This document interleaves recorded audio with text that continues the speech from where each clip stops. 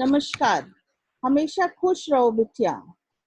I welcome you all on the 2.0 digital version of Jyoti Vidyapeeth, and I am Dr. Lily Trivedi, and I am going to give today a lecture on the subject of agriculture microbiology for BSc honors second sem, and the session today is role of microbes in soil fertility and crop production. We will also discuss the carbon and nitrogen cycle. Now, what is soil microbiology? It is a branch of science which deals with the study of microorganisms and their activities in the soil, their function, and how they affect the soil properties from and form a very small fraction of soil mass. They are present in the upper layer of the soil, and the microbial population in this horizon A is very high. And as we go down, it decreases with the depth of soil. So what is the importance of microorganisms? The microorganisms affect the structure and fertility of different soils. They contribute to nutrient availability in the soil like organic matter decomposition, humus formation, nitrogen fixation, and seed germination. They manage the soil stability by different biochemical processes. They also degrade pesticide and chemicals in the soil and contribute to the growth and success of plants and overall ecosystem of a soil environment. Now, soil microbes and the structure. They are dependent on the soil particles. They play an important role in the soil aggregation. Why? Because the constituents of soil is main organic matter, polysaccharide, lignins, gums, and these are synthesized by soil microbes. So soil microbes play an important role in cementing the soil particles by their cells or strands like mycelial strands and actinomyces. So different soil organisms have soil binding property and are graded as the order. The best are the fungi, then actinomyces, then gum producing bacteria and yeast. Now we have fungi like Rhizopus, Mucor, Chytonium, Fusarium, Cladosporium, Aspergillus, Rhizoctonia, Trichoderma present in the soil. Bacteria like Rhizobium, Bacillus, Azotobacter, and Xanthomonas. They are also present in the soil. Now, the soil microbes and plant growth medium, best medium for plant growth. They convert the organic nutrients into simple forms which is readily absorbed by the plant for growth. And various substances like hormones, IAA, gibberellin, antibiotics are there which directly or indirectly promote the plant growth. So we can say the importance of soil microorganisms because they are involved in nutrient transformation process. They are decomposition of resistant components of the plant and animal tissue. They have a role in microbial antagonism, and humus formation is taking place through them.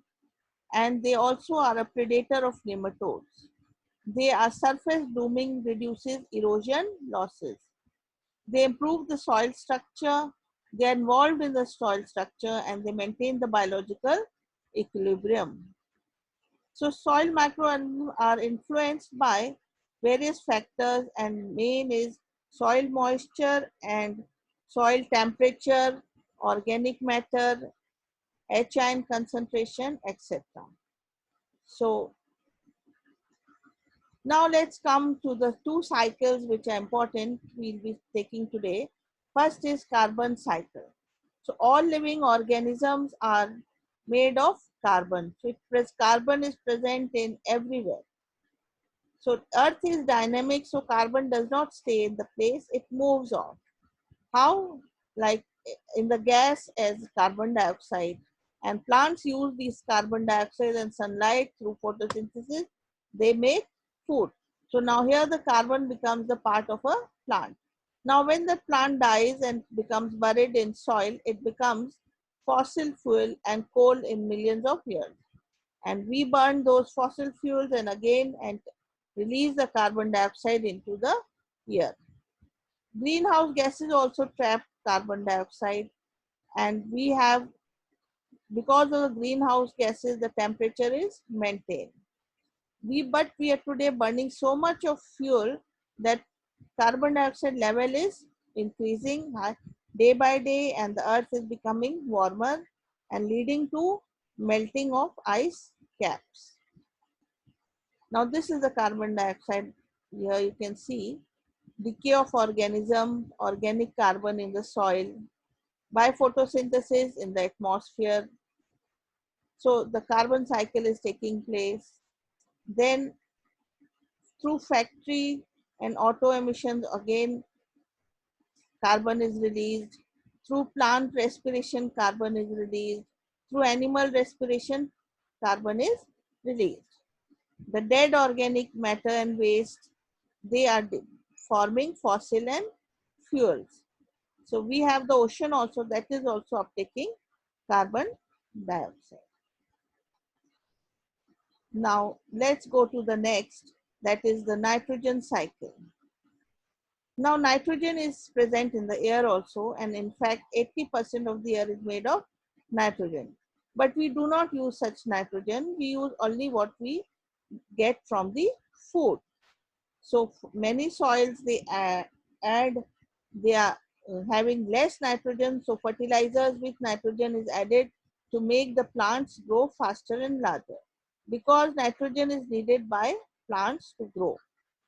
Nitrogen fertilizers and forest fires add huge amount of nitrogen into the soil, and from the fertilizers they reach the lakes and rivers.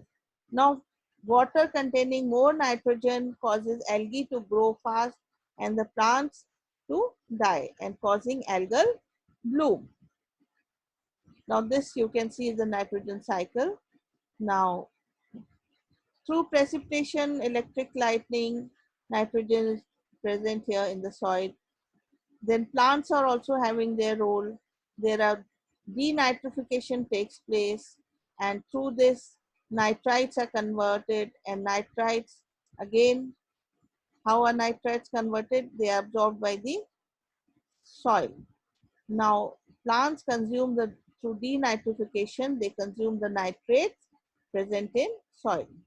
Organic residues again cause the organic matter to decay and ammonia is released. Now this ammonia is again converted into nitrites through bacteria. So we have this is a very simple diagram, but we have a very complicated role of nitrogen for the nitrogen cycle. Many different bacteria are playing an important role in nitrogen cycle. Now, what are the perspectives of microbes in soil bioremediation?